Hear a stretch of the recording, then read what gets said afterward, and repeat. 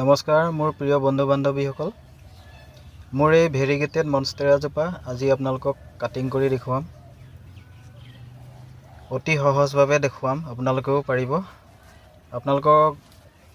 কাৰোবাৰ ঘৰত যদি আছে কাটিবলৈ যদি ভয় কৰিছে চাই লওক মই দেখুৱাই যাম আপোনালোকে স্কিপ নকৰিব ভিডিঅ'টো শেষলৈকে চাব এয়া মই কাটি দিছোঁ আগটো ইমানটো জোখত আগটো কাটি দিছোঁ ইয়াক বেলেগ টাবত মই ৰোপণ কৰি দিম কেনেকৈ ৰোপণ কৰিব লাগে দেখুৱাম মই আৰু 2 ইঞ্চি জোখত সৰু সৰু পিচ কৰি ল'ম এই পিচটোকো আমি ৰুব লাগিব এয়া মই ৰুই দেখুৱাম আপোনালোকক এয়া বেলেগ এটা টাবত মই এজোপা ৰুই দেখাইছোঁ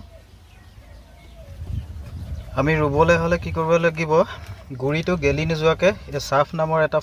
ফাংগিচাইড এইটো বহুত ভাল ফাংগিচাইড এয়া চাওক এই চাফ নামৰ ফাংগিচাইডটো খুব ভাল হয় এনেকৈ লগাই ল'ব লাগিব পাউডাৰ হয় পাউডাৰখিনি লগাই আমি কটা অংশত এনেকৈ সানি ল'ব লাগিব যাতে গুৰিটো ফাংগাছ লাগি গেলি নাযায় এইদৰে ৰোপণ কৰি দিলোঁ এয়া অতি সহজ আপোনালোকেও কৰিব ভয় নকৰিব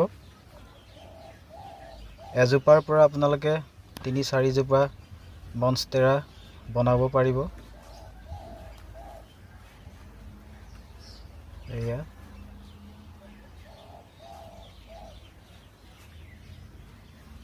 এতিয়া আমি পানী দি